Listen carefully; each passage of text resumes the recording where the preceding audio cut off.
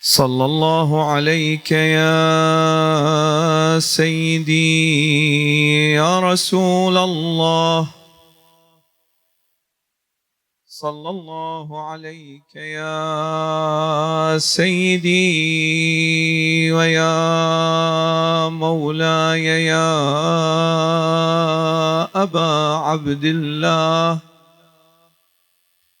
يا رحمة الله الواسعة ويا باب نجاة الأمة. ما خاب من تمسك بكم سادتي، وأمن من لجأ إليكم.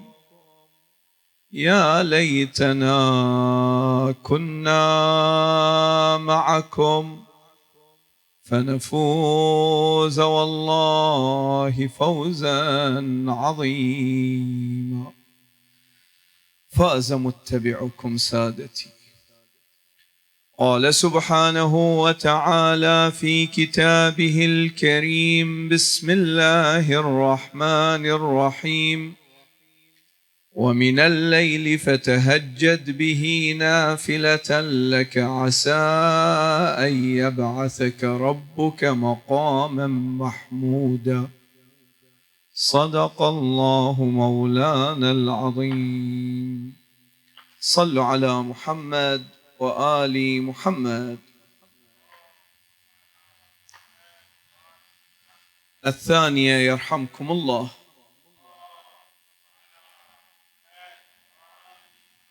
على حب محمد وآل محمد. الثالثة بأعلى منهما: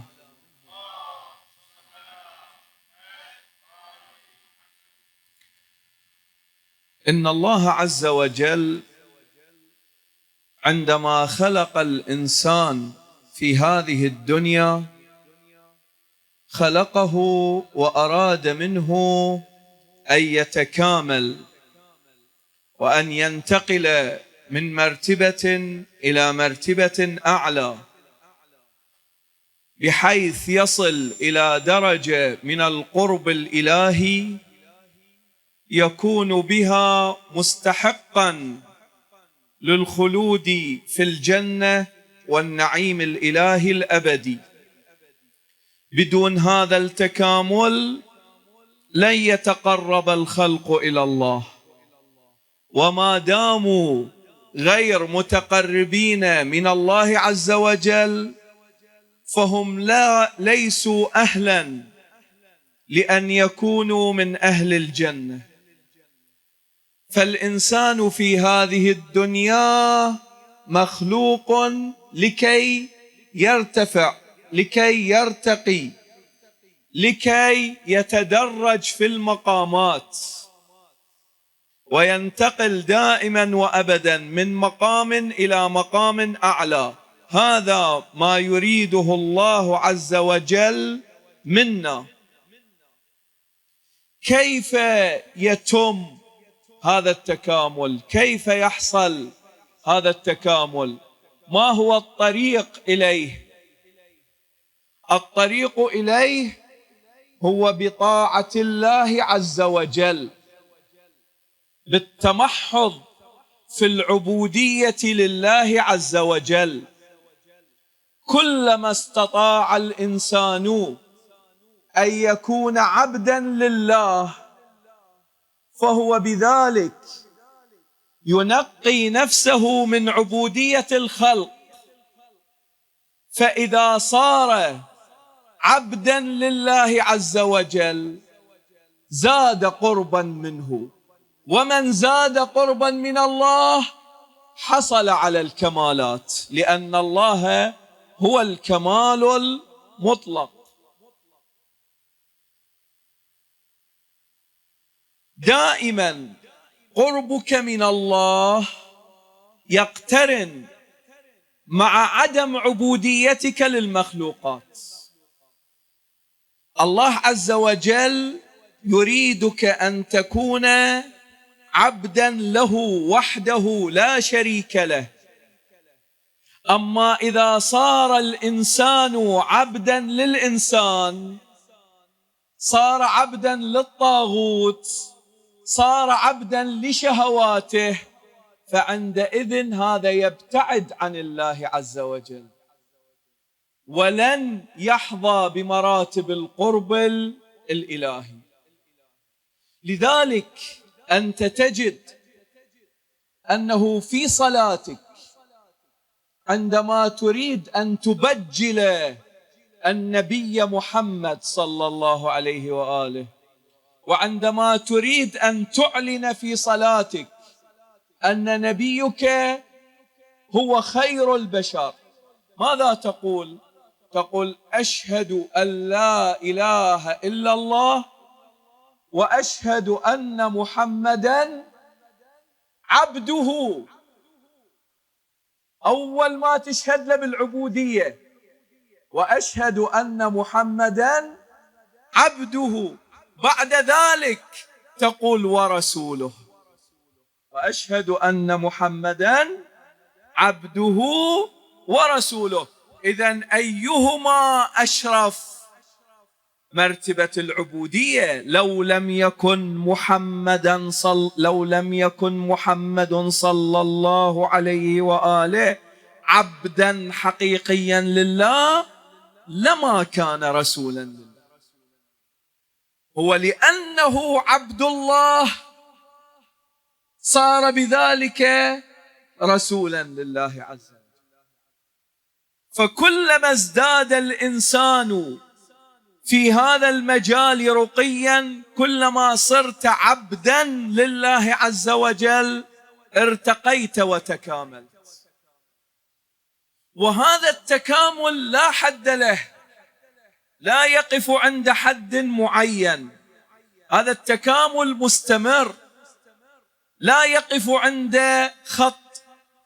ولذلك نجد أن هذه الآية التي قرأناها تذكر أن النبي صلى الله عليه وآله بالرغم من أنه هو سيد الخلق، بالرغم من أنه هو النبي الأكرم، هو خاتم النبيين، إلا أنه توجد مقامات يسعى لبلوغها، هو بعد لم يبلغها، يسعى لبلوغها. عسى أن شنو؟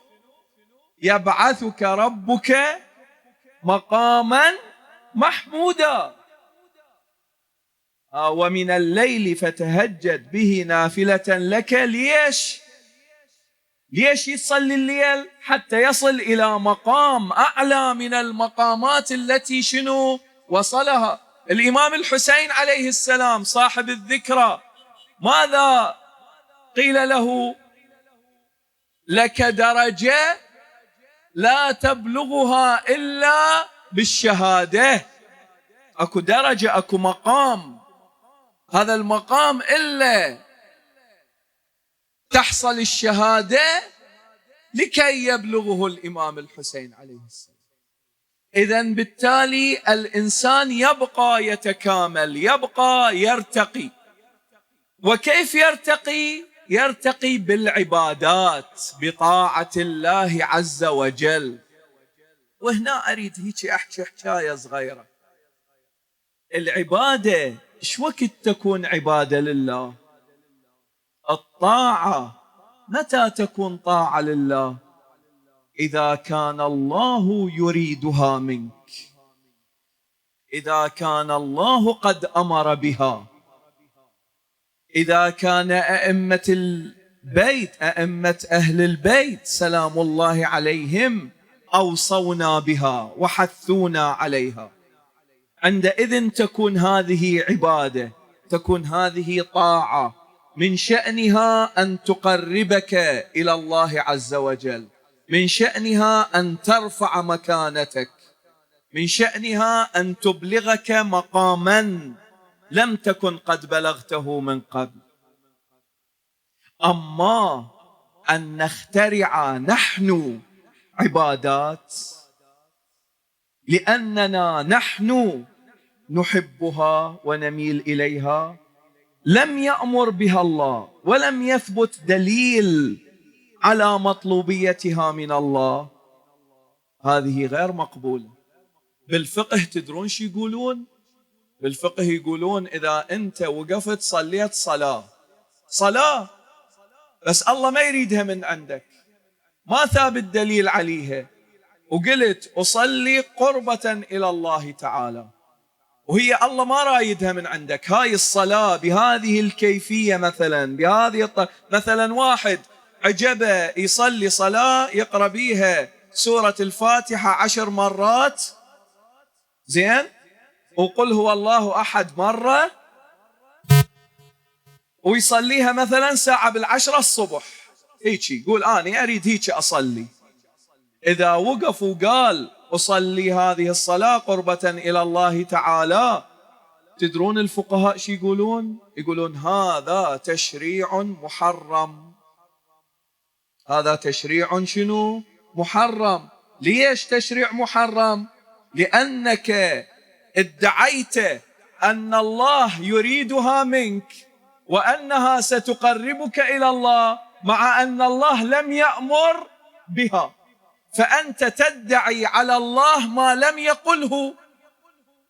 أنتم تصلون صلاة الغفيلة بين المغرب والعشاء؟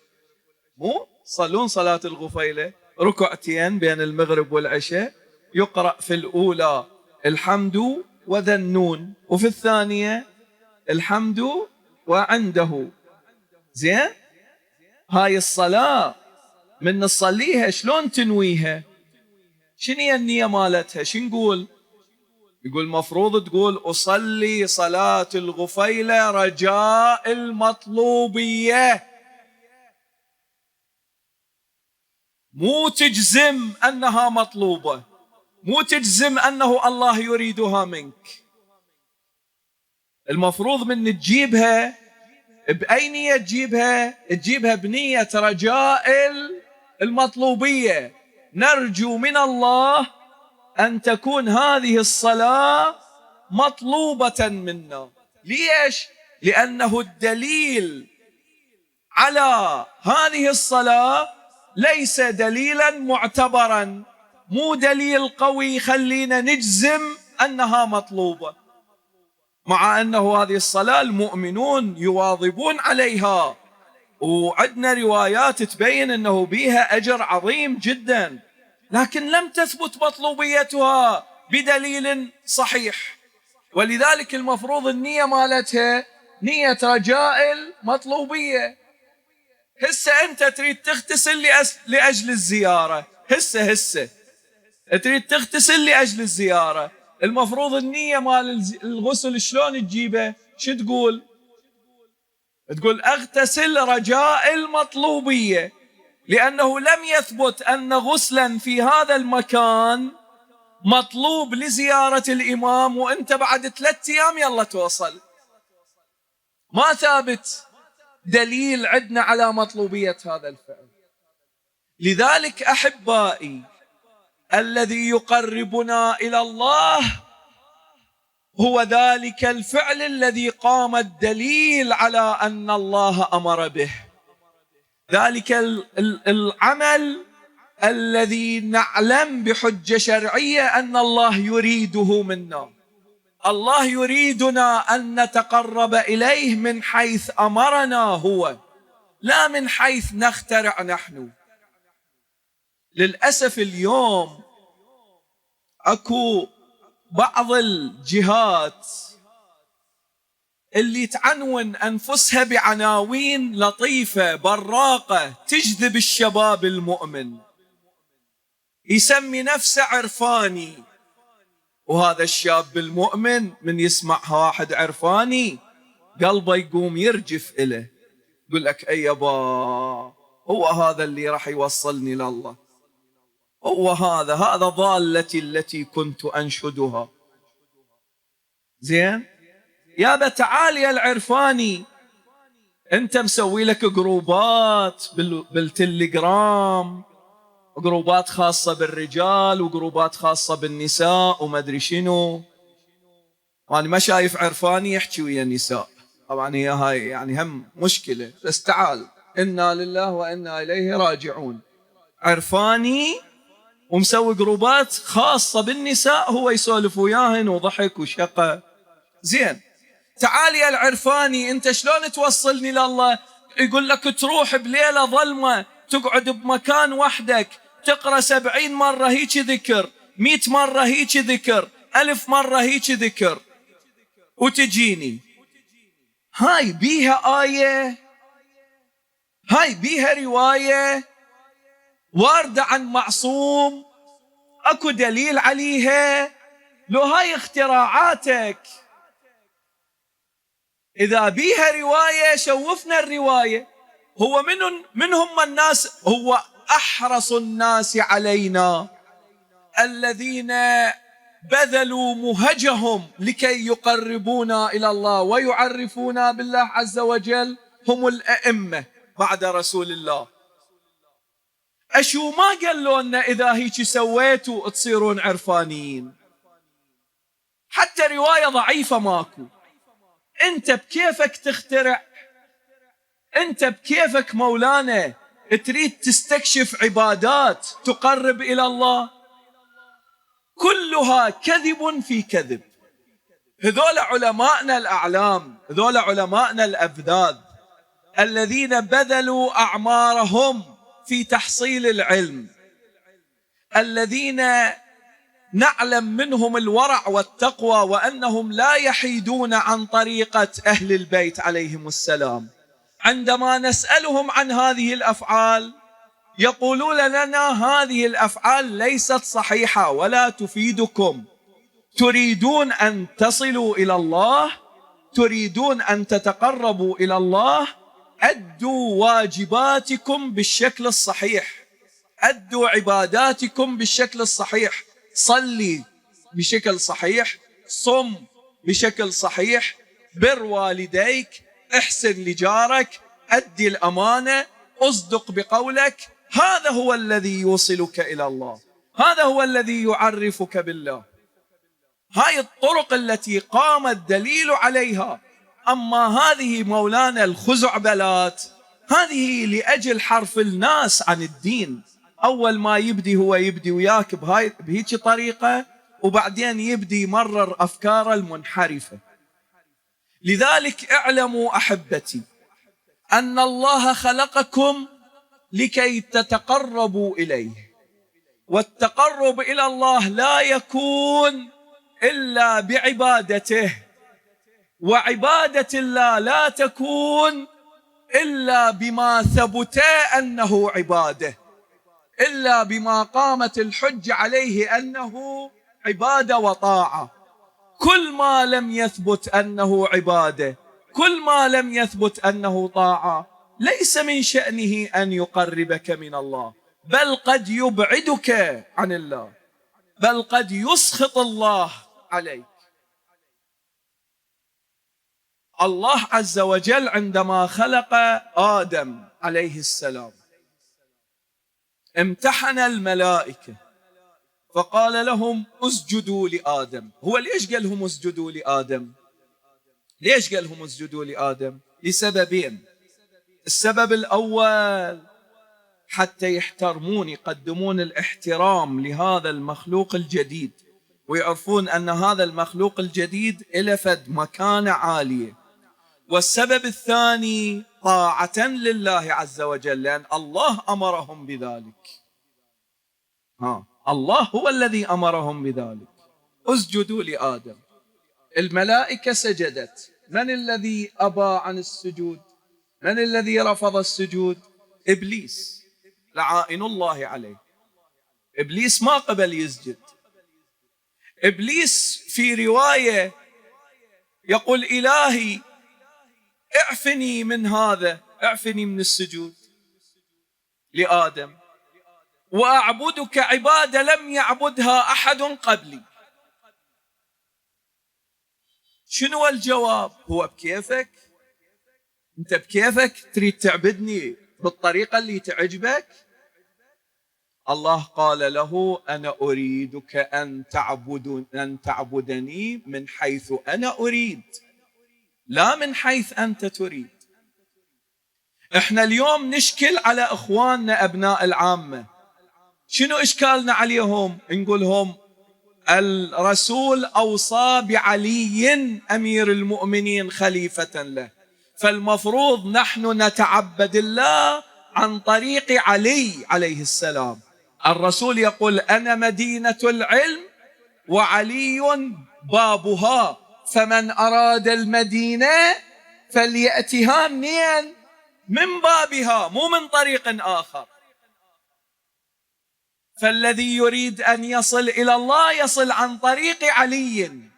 هم شي يقولون؟ يقولون لا، مو إلا طريق علي، أكو طرق أخرى.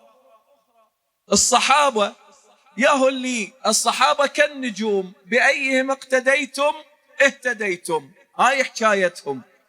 نقولهم هذا الحديث مو صحيح، هذا الحديث لم يثبت، وهذول ما يوصلون لله، الله يريدنا نوصل من طريق علي. زين احنا ليش نرتكب نفس الغلط مع أنفسنا؟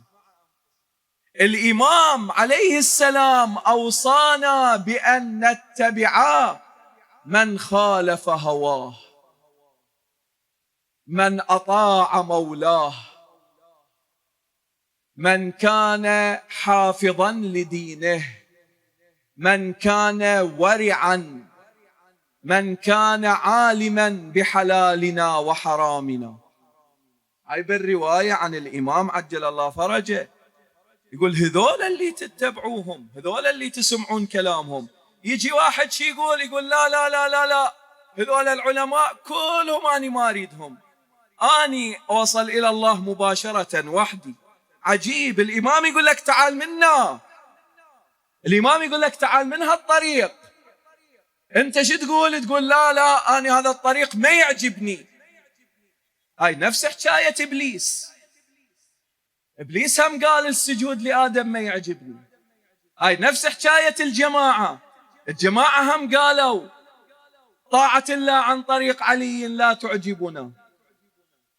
يصير احنا نشكل على إبليس ونلعنه، ونشكل على أولئك ونلعنهم، ثم نأتي بفعلهم الذي لأجله لعناهم به. ما يصير. الله عز وجل عندما يدلنا على طريق عبادته، عندما يدلنا على طريق طاعته، يفترض بنا أن نتبع ذلك الطريق وأن لا نحيد عنه. بذلك نتقرب إلى الله عز وجل، بذلك نتكامل. أنت من تجي إلى زيارة عاشوراء،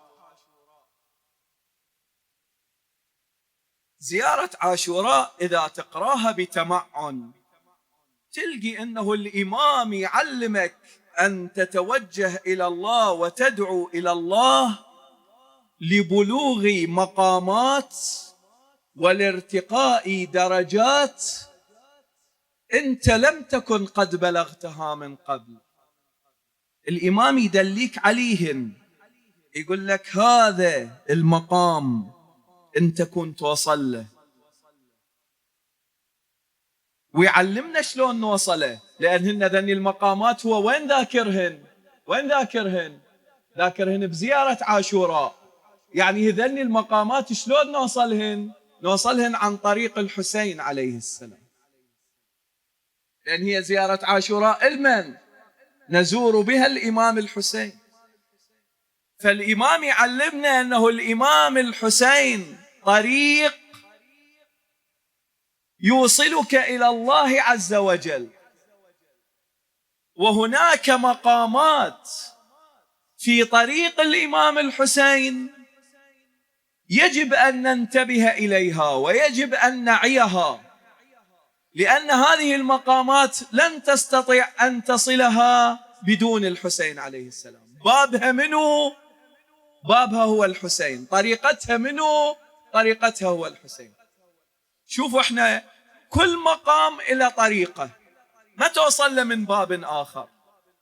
يعني مثلا احنا من نجي على الارتقاء الروحي والمعنوي، شنو طريقة الارتقاء الروحي والمعنوي؟ شلون الإنسان يقدر يتكامل معنويا ويرتقي بروحه إلى الله عز وجل؟ بالصلاة، طريقتها الصلاة. لذلك جاء في الحديث أن الصلاة معراج المؤمن. يعني شنو الصلاة معراج المؤمن؟ يعني الصلاة هي التي ترتقي بروحك إلى الله. ليش؟ لأن هي الصلاة أصلا شنو؟ اتصال بين العبد وبين ربه. فالصلاة هي الكفيلة بهذا المقام، مقام المعراج. من نجي على التقوى، شلون الإنسان يصير متقي؟ بعدة طرق يبينها القرآن الكريم، واحدة من عدهن الصيام. الصيام طريق إلى التقوى. الله عز وجل يقول: يا أيها الذين آمنوا كتب عليكم الصيام كما كتب على الذين من قبلكم. ليش يا إلهي كتبت علينا الصيام؟ تريد تجوعنا؟ شي يقول؟ شي يكمل الآية؟ كتب عليكم الصيام كما كتب على الذين من قبلكم لعلكم تتقون. يا أيها الناس اعبدوا ربكم الذي خلقكم والذين من قبلكم لعلكم تتقون. الصيام والعبادات هي اللي توصل المن إلى التقوى. هذا مقام التقوى، هذا طريقة الطاعة، العبادة، الصيام، هذا طريقة. فلذلك أكو طرق بينها إن الله عز وجل أو الأئمة سلام الله عليهم، هذه الطرق توصل للمقامات. القرب من الله عز وجل يكون باتصالك بالإمام الحسين. واحدة من أهم طرق القرب إلى الله عز وجل هي مدى اتصالك بالإمام الحسين عليه السلام. إيش قد عندك اتصال بالإمام الحسين؟ أنت تتقرب إلى الله. من أحب حسينا فقد أحب الله. من أحب حسينا فقد أحب الله. إيش قد أنت تحب الإمام الحسين؟ هذا بالحقيقة هو حب المن؟ لله. إيش قد تتقرب من الإمام الحسين عليه السلام؟ هذا بالحقيقة هو تقرب المن؟ إلى الله. ليش؟ لأن الحسين بذل نفسه لأجل الله عز وجل. تركت الخلق طرا في هواك وأيتمت العيال. ليش؟ لكي أراك. هذا الإمام الحسين. مو إحنا هسه واحدنا أنا عندي أطفالي، عندي عيالي، ما أدري شني، أنا ما أقدر. الإمام الحسين يقول: يا أطفال، مع أنه أطفاله ليس كأطفالنا، مع أن عياله ليس كعيالنا.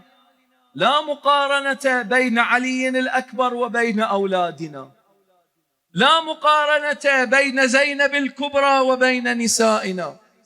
ومع ذلك الإمام الحسين عليه السلام ضحى بهم لأجل ماذا؟ لأجل الله عز وجل. فهذه الشخصية العظيمة التي بذلت أعز ما تملك، بذلت مهجتها، بذلت دمها، بذلت روحها، بذلت عيالها، بذلت نساءها لأجل الله عز وجل. هاي الشخصية من إحنا نرتبط بيها ونتعلق بيها. إحنا ليش نتعلق بالإمام الحسين؟ لأنه قام بهذه الأفعال، لأنه أفنى نفسه لأجل الله. إحنا ليش نحب الإمام الحسين هذا الحب؟ لأنه مولانا إمام نصبه الله عز وجل. إحنا ليش نذوب في الإمام الحسين؟ لأن هو ذاب في الله عز وجل. فلذلك خليها هاي عقيدة عندك. واحدة من أهم الطرق التي تتقرب بها إلى الله عز وجل هو أن تكون مع الحسين عليه السلام. بس أعرف شلون تصير ويا الحسين، لأنه مولانا أخاف واحدنا يقول أني ويا الحسين وهو بالحقيقة ضده والعياذ بالله. لأنه الحسين شي يريد منك؟ أنت أول ما تبدي بزيارة عاشوراء، ما يخالف شوية طولت عليكم وتعبانين، بس الحكي الراد أنه تعرفوا وما بقى هواي، خلصنا إن شاء الله. أنت ببداية زيارة عاشوراء شو تقول؟ أول ما تبدي تقول السلام عليك يا أبا عبد الله، السلام عليك يا ابن رسول الله. مو أنت صدق مسالم مع الحسين؟ اسأل نفسك، اسأل نفسك، حاسبها، قول أنا فعلا سلم للحسين؟ أنت بالدعاء تقول، زيارة عاشوراء تقول إني سلم لمن سالمكم وحرب لمن حاربكم. مو بس للحسين، للحسين ولمن سالم الحسين. وأنت مو بس حرب لأعدائك، أنت حرب لمن حارب الحسين. بس هو كن نسأل أنفسنا، نمتحن أرواحنا، نحن سلم للحسين أم حرب عليه؟ هو شو وقت الإنسان يصير حرب للحسين؟ عندما يؤذي الحسين. شلون واحدنا يؤذي الحسين؟ عندما يجعل دم الحسين وتضحيات الحسين تذهب هباء منثورا. الحسين ليش ضحى؟